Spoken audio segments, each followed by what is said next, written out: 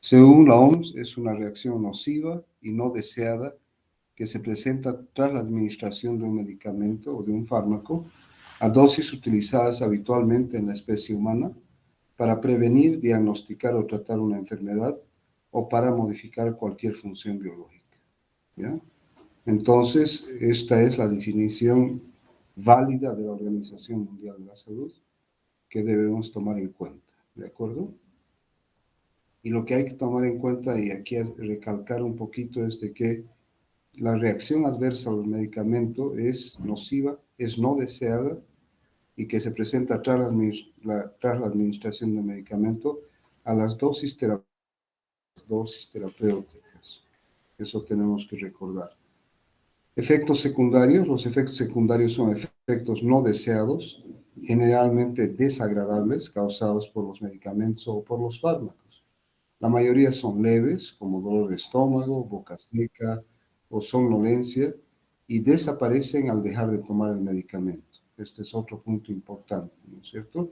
Entonces, los efectos secundarios son efectos desagradables que siente uno después de tomar un fármaco.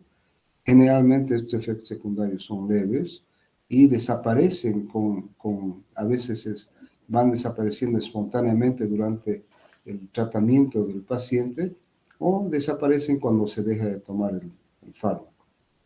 Un efecto secundario es entonces el que se produce como consecuencia del efecto primario del fármaco, como por ejemplo hipotensión decurrente del uso de un antihipertensivo, ¿no es cierto?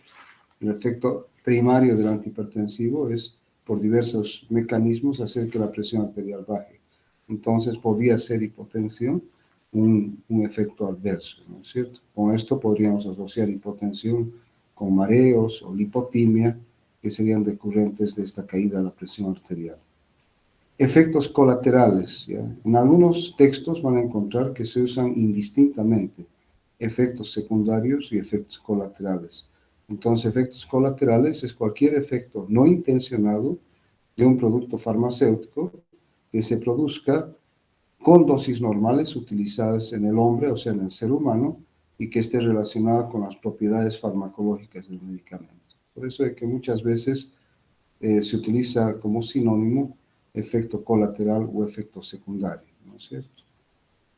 Y el efecto tóxico, o sea, la toxicidad de un fármaco, se refiere a las reacciones tóxicas graves, habitualmente nocivas y en ocasiones mortales, debidas a una sobredosis accidental, que puede ser por un error de parte del médico, error del farmacéutico, de la propia persona que está tomando el fármaco, o intencionada cuando existen intenciones homicidas o suicidas, y recordar que este efecto tóxico se presenta a dosis elevadas del fármaco, ¿no es cierto? Los efectos secundarios, los efectos colaterales se presentan a dosis terapéuticas, a dosis habituales. En cambio, los efectos tóxicos se dan a dosis generalmente altas. Obviamente que existen fármacos que son más tóxicos que otros, es decir, fármacos cuya ventana terapéutica es muy estrecha, ¿no es cierto?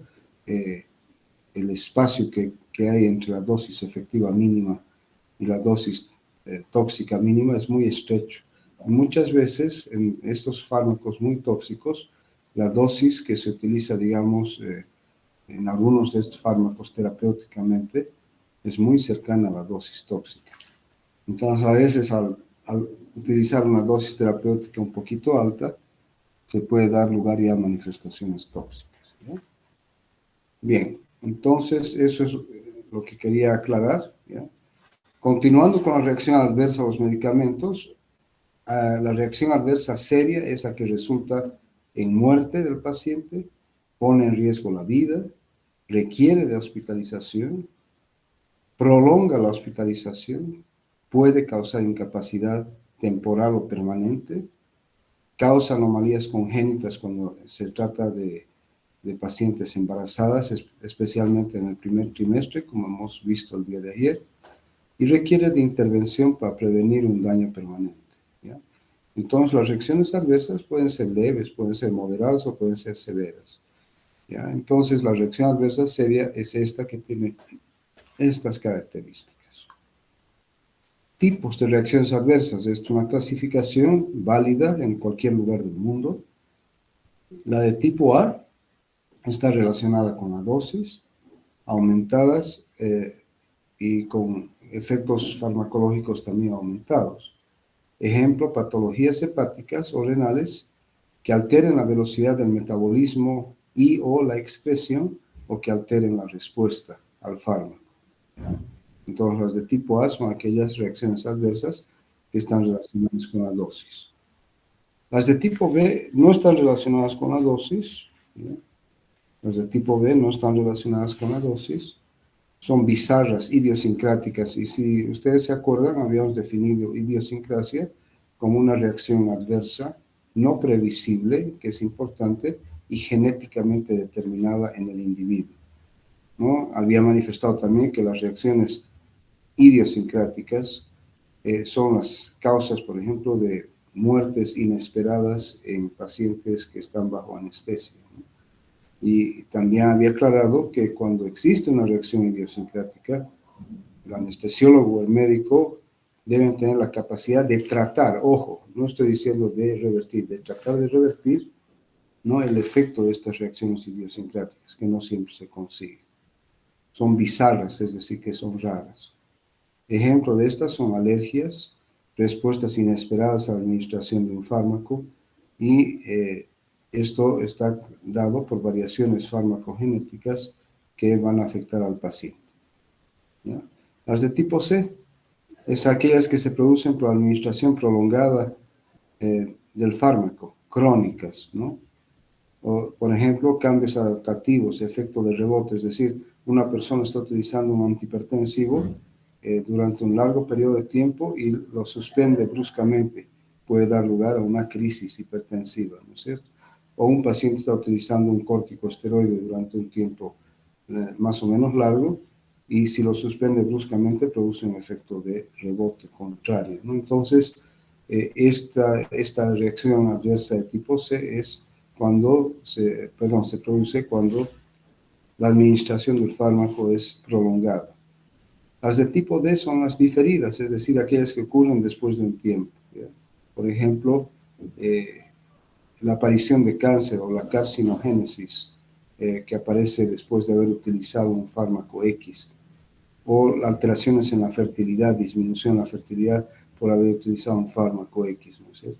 O teratogénesis, es decir, que aparecen después de haber utilizado el fármaco y por eso se denominan reacciones adversas de tipo diferidas, las de tipo D. Las de tipo E son aquellas reacciones adversas que aparecen cuando se concluye el tratamiento. Entonces, se ha concluido el tratamiento. Generalmente esto se refiere a tratamientos un poco más prolongados, pero también pueden ser tratamientos más o menos cortos, en los cuales se presentan reacciones adversas cuando se concluye el tratamiento. Y las de tipo F son todas aquellas que se presentan, pero que son ajenas al principio activo, es decir, que el principio activo no es la causa de estas reacciones adversas. Entonces, consideremos que las más comunes en la utilización de fármacos son las de tipo A, ¿no es cierto? Y las más comunes son las reacciones adversas que nosotros decimos, náuseas después de tomar un fármaco, o vómitos, ¿no es cierto? O diarrea cuando uno ha tomado un fármaco. Es decir, esas son reacciones adversas comunes y están relacionadas con la dosis, ¿no? Bien, tipos de reacciones adversas, ¿no es cierto? Y aquí hay que tomar importancia, ¿ya? En que si es de tipo A o si es de tipo B. Las de tipo A son predecibles, es decir, que uno espera, puede producirse, es lo que viene, digamos, en las bulas, en los prospectos de los fármacos, ¿ya? Dice, puede ocurrir esto. En cambio, en las de tipo B no son predecibles, ¿no es cierto? Esto, digamos, es una reacción idiosincrática, ¿no es cierto? El mecanismo en las de tipo A es conocido y en las de tipo B es desconocido, no se sabe qué ha ocurrido. Las de tipo A están relacionadas con la dosis, en las de tipo B no. La incidencia, y por eso yo os decía que las más comunes son las de tipo A, y la incidencia de las de tipo B, que hemos dicho que son las idiosincráticas, es baja. La mortalidad en las de tipo A es baja, y en cambio en las de tipo B es elevada, eso es lo que yo les decía. paciente que se muere durante el proceso anestésico. No se ha muerto por la cirugía propiamente dicha, o se muere en el momento en que se está empezando o se está con el paciente anestesiado. Esto es una reacción idiosincrática, ¿no es cierto? Y la mortalidad, por lo tanto, es elevada.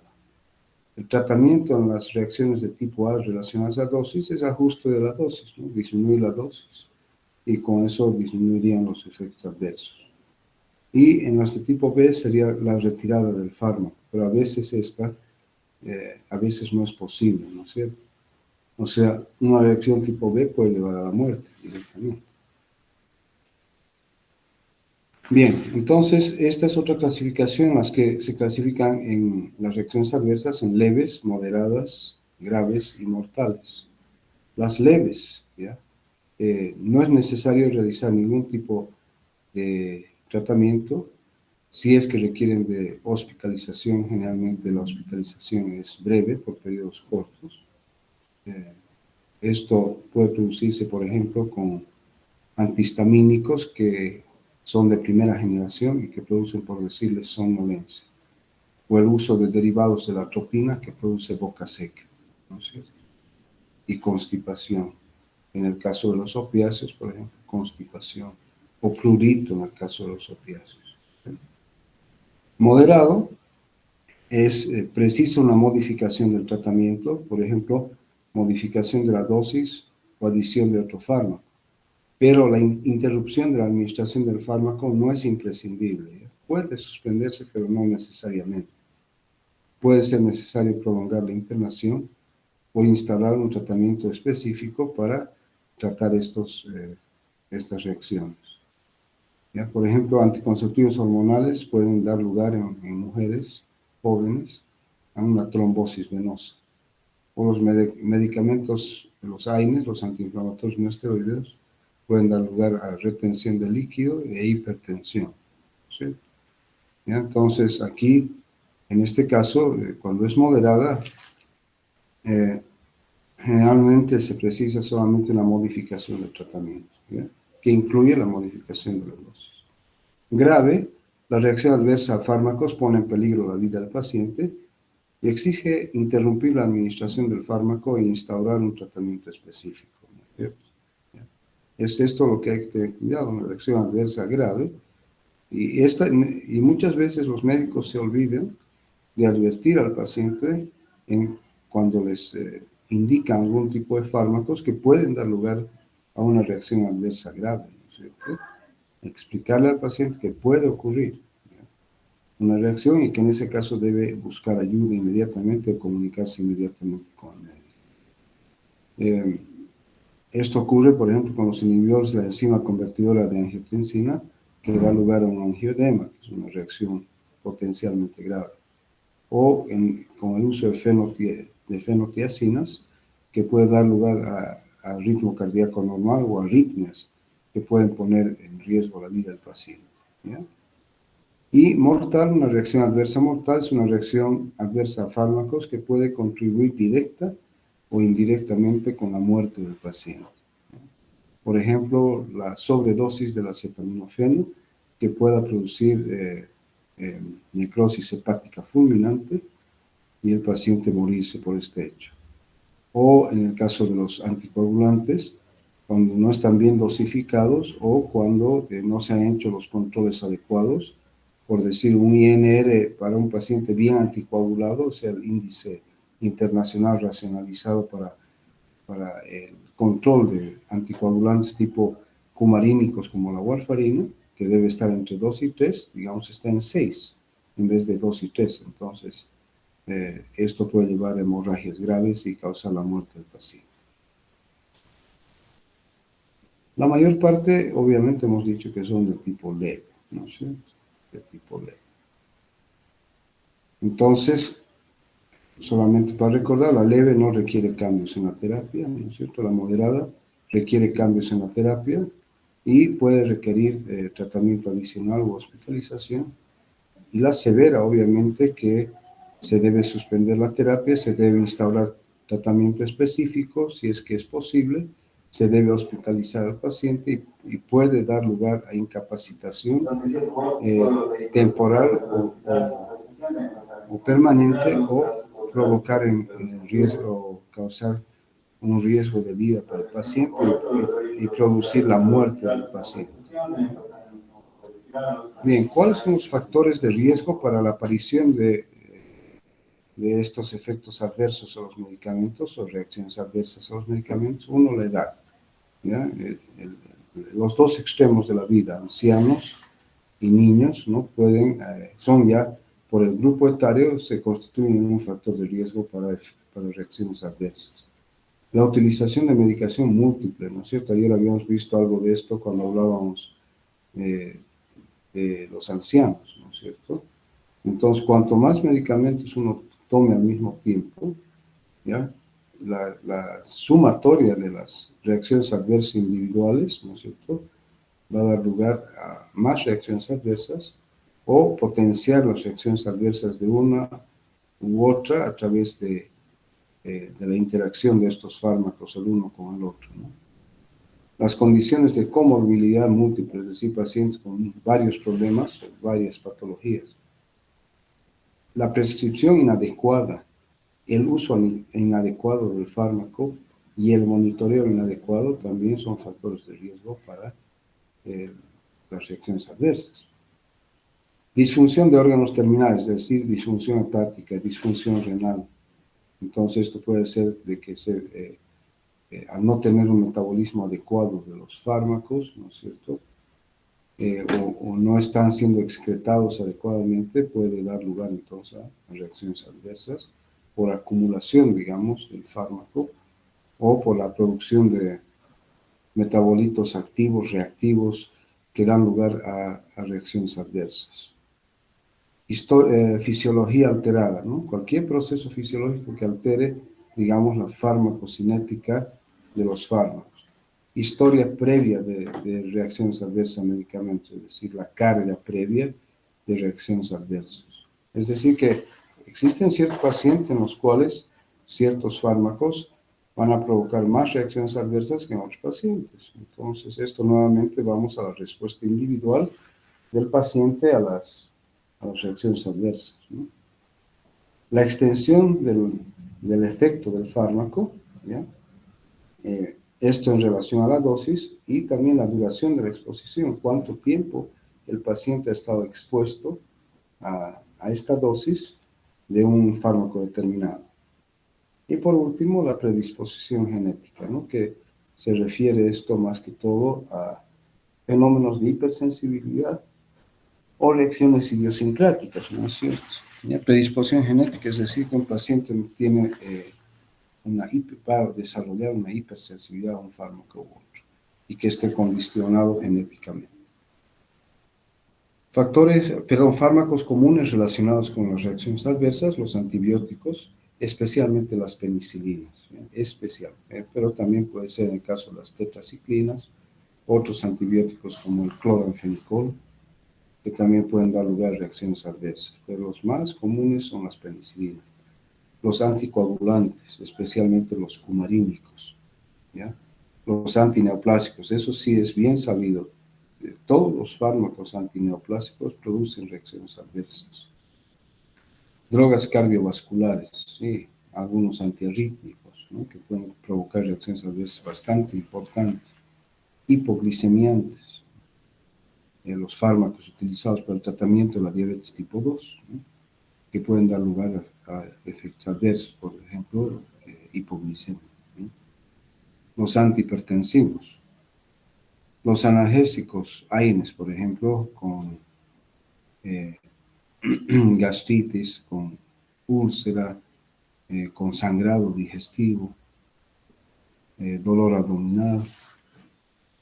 Agentes de diagnóstico, es decir, por ejemplo, aquellos contrastes que se utilizan, por ejemplo, en ciertos procedimientos de diagnóstico auxiliar, como por decir una tomografía computarizada con contraste.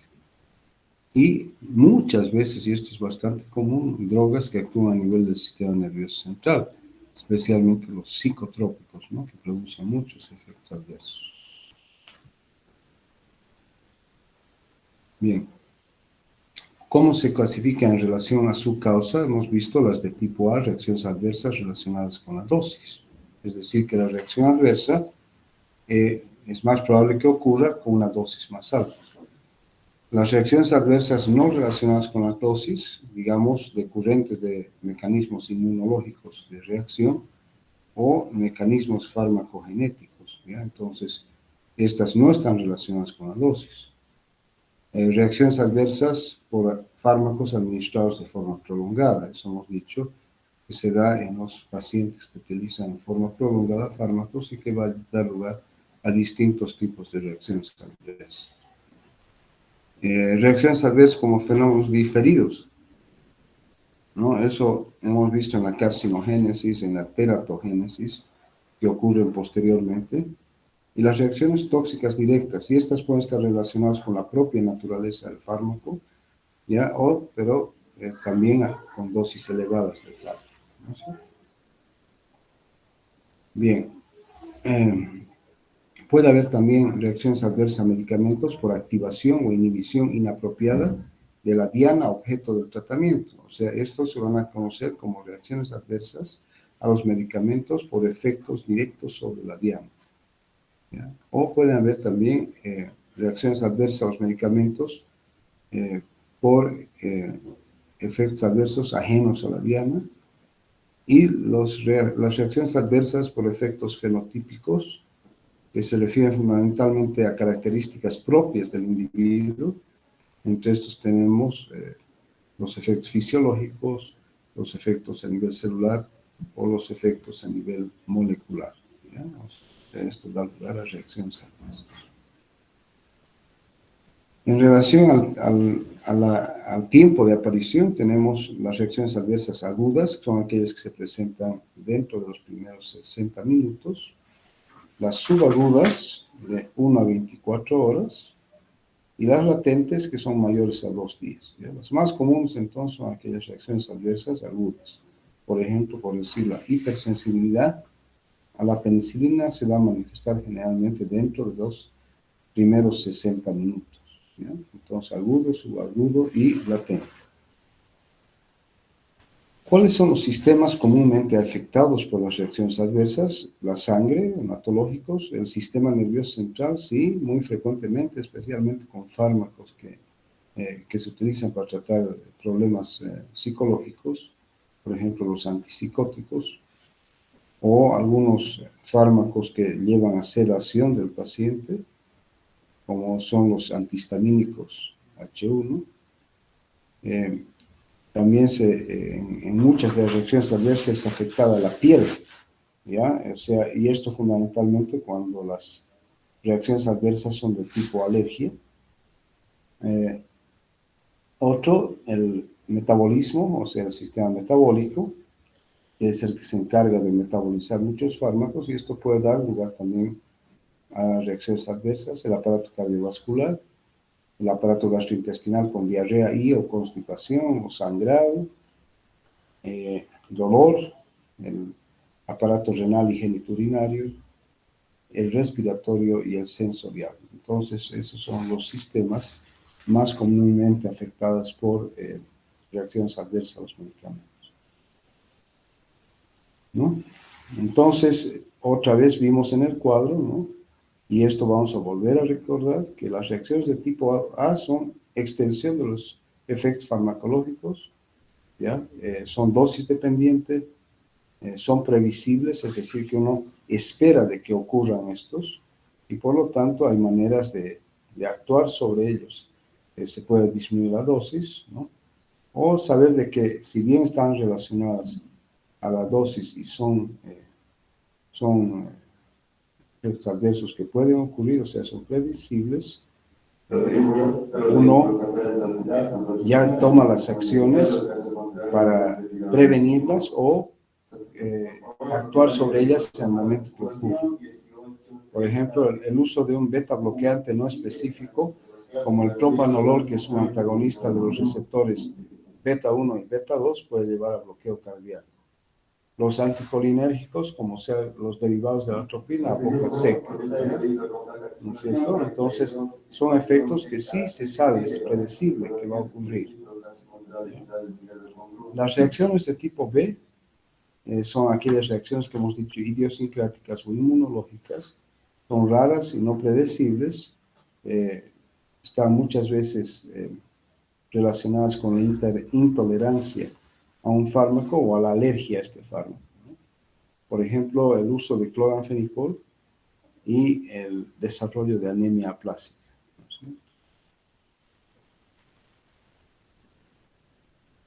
Bien, las reacciones de tipo C, hemos dicho, asociadas con uso prolongado, generalmente involucran una acumulación continua de la dosis, es decir, que las dosis individuales se van sumando y se van acumulando y dan lugar a reacciones adversas.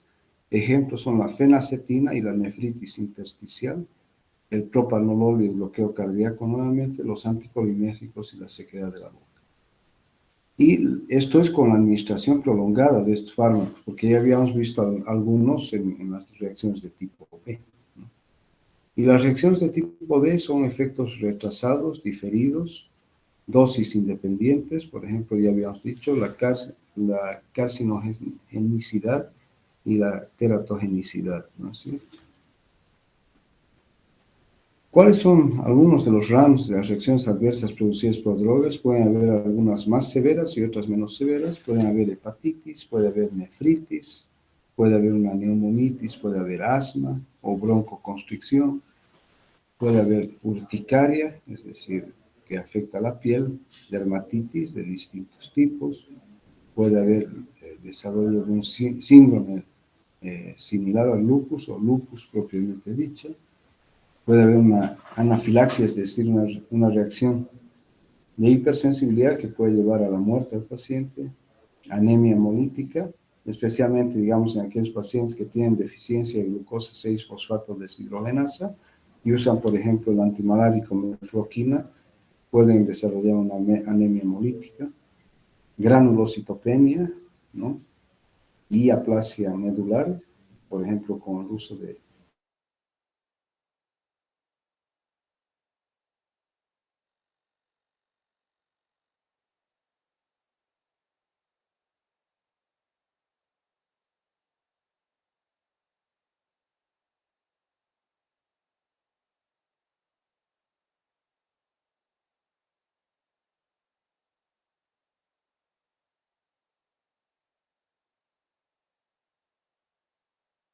afecciones previas del paciente, las dosis del fármaco y la presencia de otros fármacos que dan lugar a un fenómeno o a fenómenos de interacción y la presentación de reacciones adversas. Entonces, tomar en cuenta que también otros factores es cuando se altera la efectividad y la competencia por vías transportadoras. Eso va a ocurrir fundamentalmente cuando hay interacción. Entonces, interacción del fármaco con la dieta, los alimentos, o interacción del fármaco con otro fármaco u otros fármacos que se están utilizando al mismo tiempo, o las interacciones entre el fármaco y plantas, ¿no es cierto? Interacciones entre el fármaco y el alimento, ¿no? Entonces, ¿cuáles son los efectos adversos que van a ocurrir sobre la diana? ¿Ya? Primero, exageración de la acción farmacológica deseada. Es decir, utilizamos un antihipertensivo, pero se produce hipotensión. Entonces, eso es una exageración de la acción.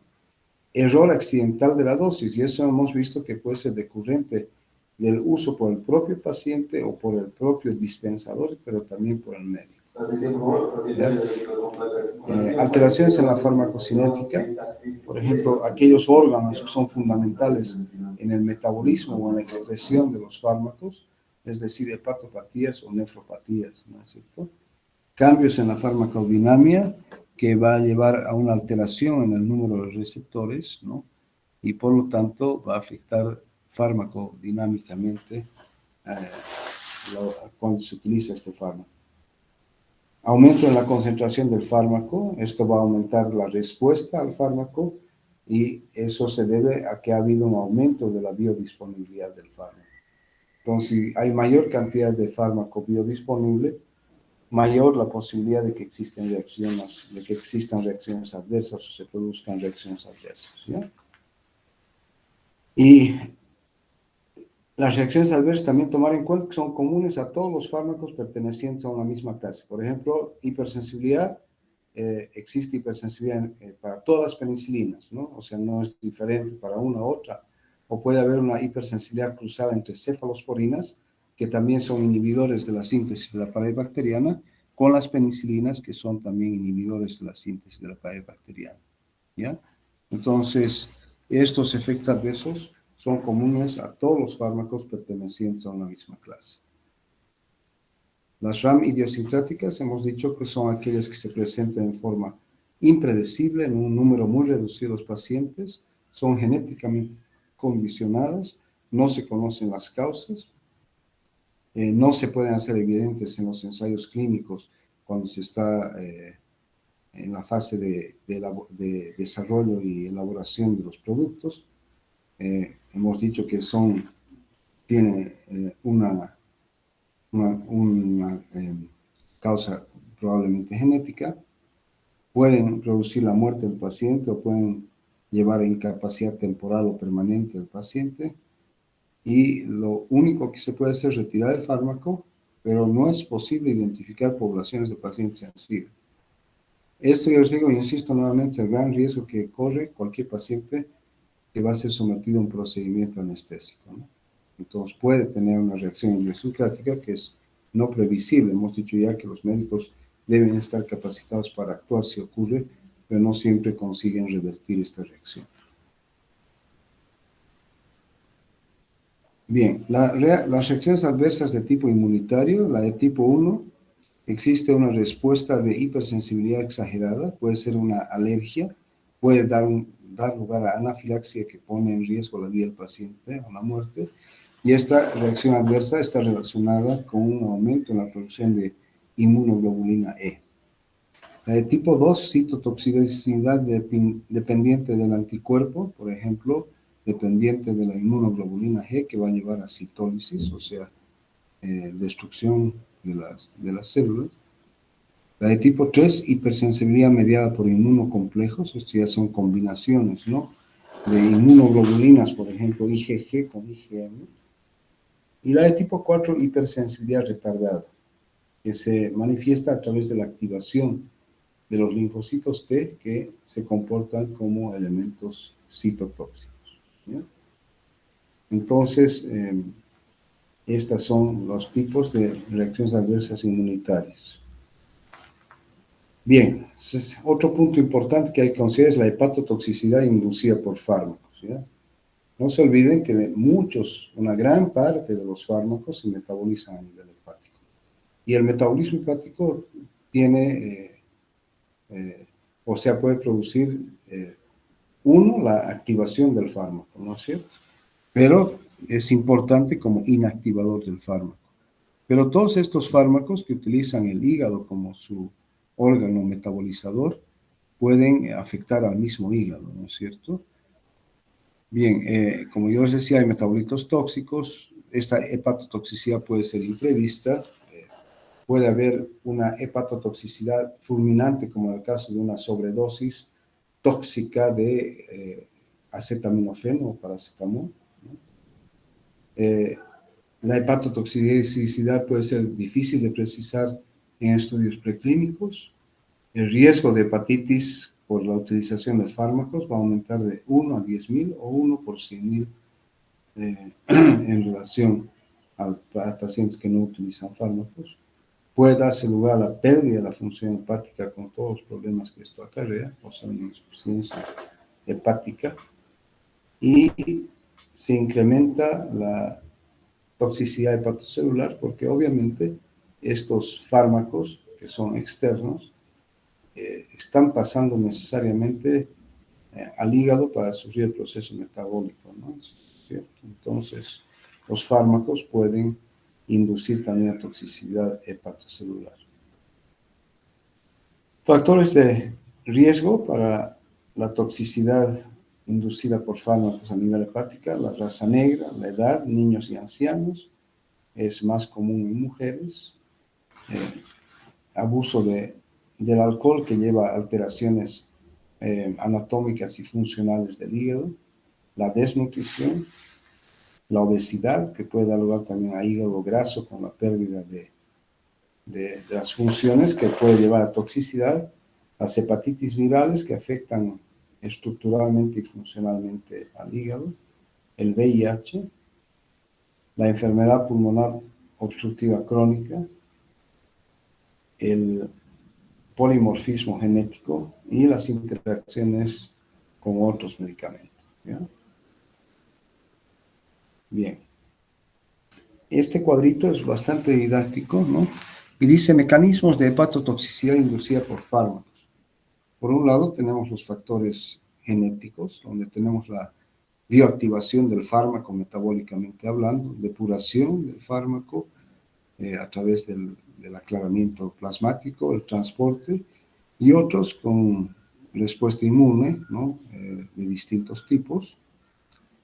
Por otro lado tenemos factores ambientales, donde se incluyen a los fármacos concomitantes que se utilizan en conjunto con otros, el alcohol, la edad, el sexo, la presencia de hepatitis de distinto tipo o de otras enfermedades de distinto tipo.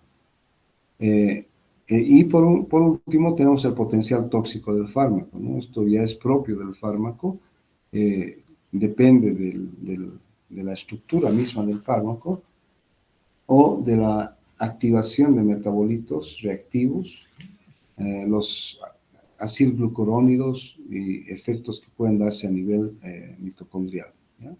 Eso ya está relacionado al potencial tóxico del propio fármaco. Los otros son, hemos dicho, genéticos y los otros ambientales. La toxicidad renal inducida por los fármacos. El riñón es la principal vía de eliminación de muchos fármacos, eso es obvio, ya sean activos o inactivos. Producirse un efecto tóxico a nivel renal que afecte la función del riñón. Entonces pueden haber daños hemodinámicos, glomerulares, tubulares y de nefritis intersticial que llevan a insuficiencia renal progresiva.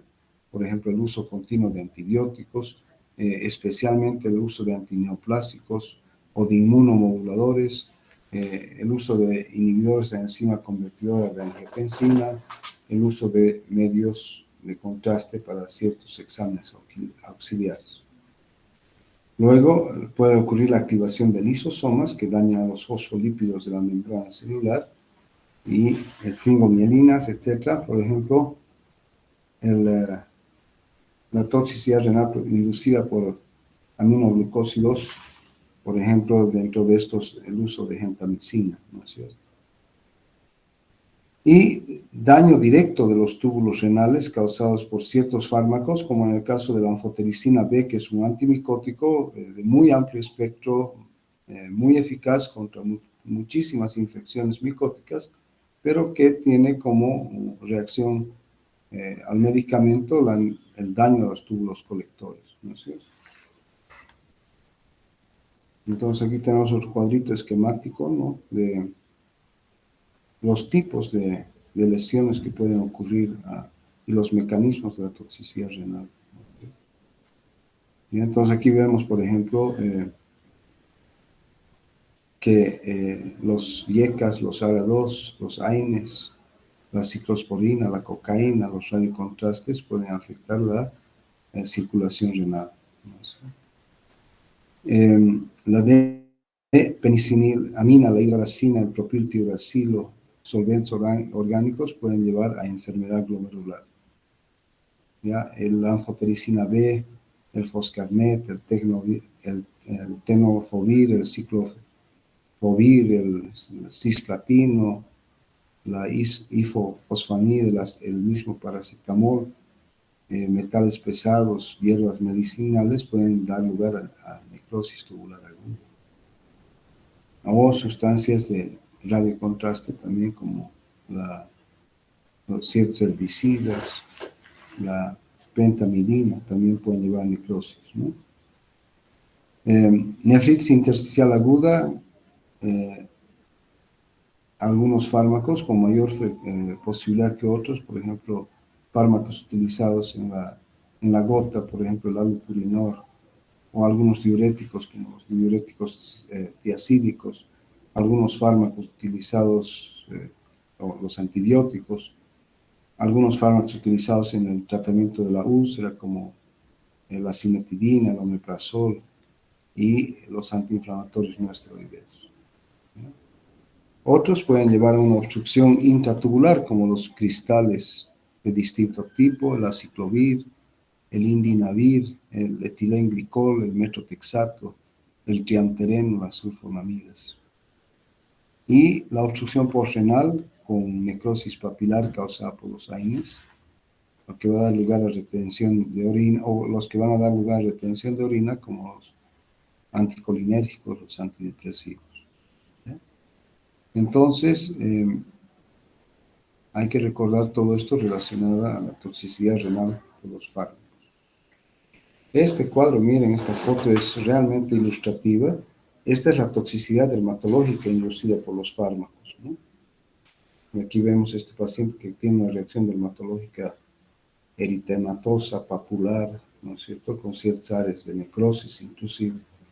¿Ya? Entonces, la toxicidad dermatológica inducida por fármacos puede presentarse con fiebre, con erupciones cutáneas macopapulares tipo urticaria, un eritema multiforme que lleva al síndrome de Stevens-Johnson, que sería más o menos el caso de este paciente, ¿no? El síndrome de Stevens-Johnson, que puede colocar en riesgo la vida del paciente, el eritema nodoso, una vasculitis cutánea, la púrpura, las dermatitis exfoliativas, que es la piel se pela como cuando se quema el paciente, la eritrodermia, la fotosensibilidad aumentada, la necrolisis tóxica, que esa es también muy grave, ¿no? Como su nombre indica, dice necrolisis tóxica, que produce la muerte y la lisis de la piel, por ejemplo, ¿no? Bien, ¿cuál es el principio de tratamiento a pacientes con toxicidad medicamentosa? Reducir la dosis o interrumpir el fármaco es lo primero que se debe hacer. Si es posible, administrar antídotos específicos. Por ejemplo, la administración de acetilcisteína en pacientes que han sufrido intoxicación por acetaminofén, que en realidad es el único antídoto que puede revertir un cuadro hepático fulminante. Alterar el metabolismo del fármaco, ¿ya?, para favorecer su eliminación. Administrar medidas de soporte cuando está comprometida la vida, ¿no? Identificar si hay una reacción anafiláctica o no y actuar apresuradamente y rápidamente en el caso de una reacción de este tipo. Tratar los efectos de la sobredosis y, por último, es muy efectiva, eficaz, pero no para todas las intoxicaciones, el tratamiento mediante diálisis renal o diálisis peritoneal. Las opciones de manejo, cuando se debe discontinuar el agente ofensor, es cuando puede ser suspendido con seguridad sin producir un efecto de rebote, por ejemplo. El evento es riesgoso para la vida o intolerable, el paciente no puede aceptar, está con mucha náusea, mucho vómito, mucha diarrea, por ejemplo. Existe una alternativa razonable, es decir, para cambiar de medicamento a otro que produzca menos efectos adversos o que no produzca efectos adversos en el paciente, pero es una alternativa razonable, como dice su nombre. Es decir, que a pesar de que es diferente, su efecto farmacológico en el tratamiento de la patología va a ser similar. Y cuando la continuación del tratamiento exacerba la condición del paciente, entonces ahí hay que descontinuar o discontinuar el agente. Y se puede continuar la medicación con modificaciones, por ejemplo, en la dosis, si realmente la medicación es necesaria, es decir, no existe una alternativa y es necesario administrarla, pero realizando modificaciones, por ejemplo, en la dosis, se va a lograr disminuir o eliminar los efectos adversos. No existe alternativa razonable, es decir, no hay otro fármaco que se pueda utilizar en sustitución del fármaco que se indicó. Y lo que vimos que en las de tipo A, que la reacción es leve y esta se va a ir resolviendo espontáneamente con el pasar del tiempo, ¿no? puede ser, al principio va a presentar náuseas y de repente algunos vómitos, ¿no? Pero esto va a ir pasando conforme usted siga tomando el medicamento. Entonces son reacciones de tipo leve que sabemos que con el tiempo probablemente van a desaparecer. ¿Ya? Bien, y para concluir el tema vamos a hablar de las interacciones farmacológicas. Ya habíamos dicho que las interacciones se dan cuando se administra más de un medicamento, es decir, cuando los fármacos están en el cuerpo humano al mismo tiempo y la presencia de los dos o más fármacos juntos va a dar lugar a interacción entre ellos y que puede causar un aumento del efecto de uno de los fármacos o una disminución del efecto del otro fármaco o incrementar las reacciones adversas, sumando las reacciones adversas de cada uno en forma individual. Todo fármaco que se administre junto con algún otro o con plantas medicinales, inclusive con alimentos, podría potencialmente tener interacciones tanto farmacocinéticas como farmacodinámicas, afectando tanto a la concentración plasmática como al efecto terapéutico, ¿no? Eso es lo que yo les decía. La presencia de un fármaco con otro puede estimular el efecto del primero o inhibir el efecto del primero, ¿no? Las interacciones farmacocinéticas ocurren en todos los pasos de la farmacocinética, es decir, desde la absorción, la distribución, el metabolismo y la excreción. Ahí deberíamos colocar, además de la excreción, debemos colocar la inactivación del fármaco, ¿no es cierto? Previamente, metabólicamente hablando. ¿Qué tipo de interacciones farmacológicas hay? Hay físico-químicas, unión a proteínas plasmáticas, se altera el flujo sanguíneo, competición con los sistemas de transporte para poder ingresar a las células, liberación de neurotransmisores, competición por el mismo receptor, es decir, agonistas del mismo receptor que van a actuar como antagonistas porque están compitiendo por el mismo receptor, metabolismo alterado, electrolitos alterados, incompatibilidad farmacológica entre uno y otro, y un efecto farmacológico similar, es decir, un efecto sinérgico, un incremento en el efecto del fármaco como tal. Bien, las interacciones de tipo farmacocinética a nivel de la absorción puede haber cambios en el pH gastrointestinal, por decir, la presencia de alimentos o la presencia de otros fármacos puede hacer que varíe el pH, por ejemplo, el ketoconazol, que es un antimicótico, no se va a absorber en un pH gástrico de 5, tendría que utilizarse un pH gástrico más bajo. Alteraciones de la motilidad gastrointestinal, los antialérgicos, por ejemplo, que retardan el vaciamiento gástrico y al retardar el vaciamiento gástrico afectan la absorción del fármaco y por ende afectan la biodisponibilidad del mismo. La absorción del fármaco, por ejemplo, eso absorbe, quiere decir que se une, digamos, un fármaco como otro, como por ejemplo la colestiramina, absorbe warfarina y digoxina, ¿no? ¿Sí?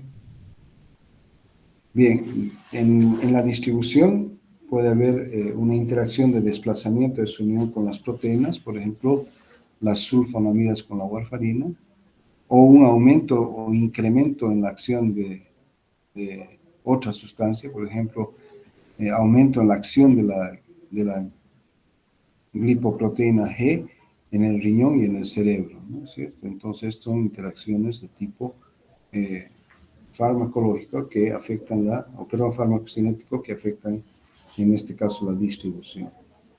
El metabolismo, la presencia de más de un fármaco al mismo tiempo en el organismo puede dar lugar a una estimulación del efecto metabólico.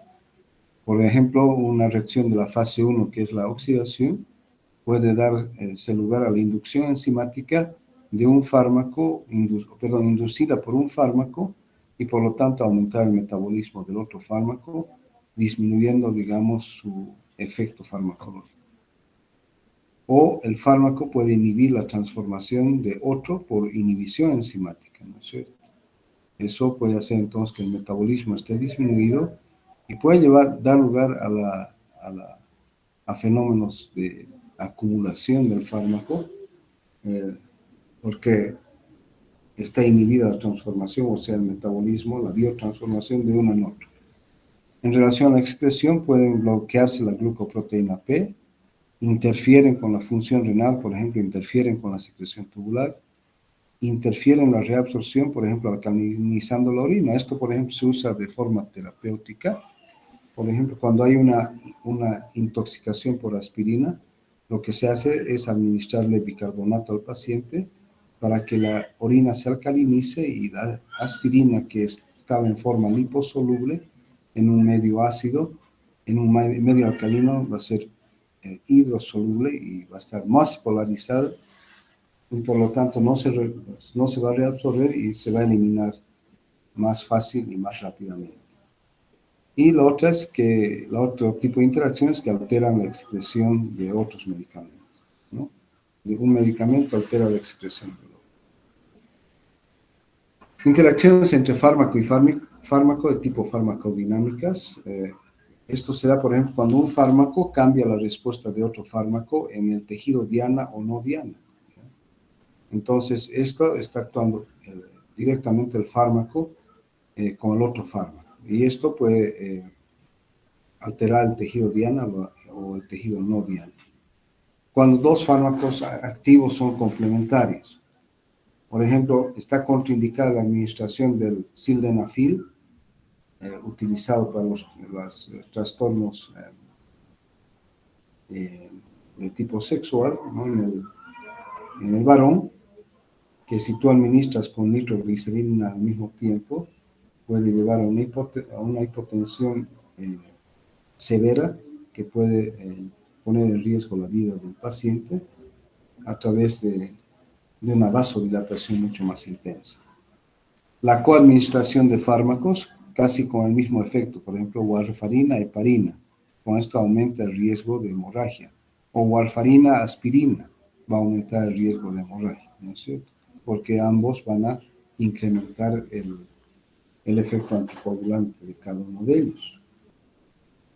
La coexposición también puede alterar la seguridad y la eficacia de uno o del otro fármaco, o se puede dar que cuando los fármacos terapéuticos se mezclan con hierbas, por ejemplo, el ginkgo biloba inhibe la agregación plaquetaria y cuando tú utilizas al mismo tiempo un AINE, esto va a aumentar la acción antiagregante plaquetaria y va a aumentar el riesgo de hemorragia. O la echinacea, que se utiliza mucho en los cuadros gripales, dice que mejora el sistema inmunológico. Es, sin embargo, un alcaloide que baja el glutatión y tiene efectos adversos si se junta con el paracetamol. Entonces, no utilizar paracetamol cuando el paciente va a utilizar echinacea y viceversa. Pero aquí esto es irónico porque los antigripales tienen dentro de su composición al acetamino, o sea, al paracetamol como analgésico y antipirético. Y muchas veces en los cuadros gripales se utiliza la echinacea, ¿no es cierto?, para incrementar la respuesta inmunológica, ¿no? Y esto puede dar lugar a interacción con el paracetamol y dar lugar a una toxicidad de esto, ¿no? Entonces,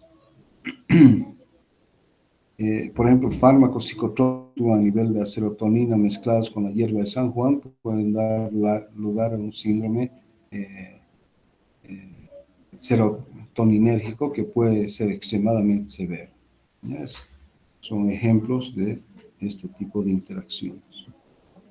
Bien, con esto habríamos concluido el temario, ¿ya?, de esta clase o de esta semana.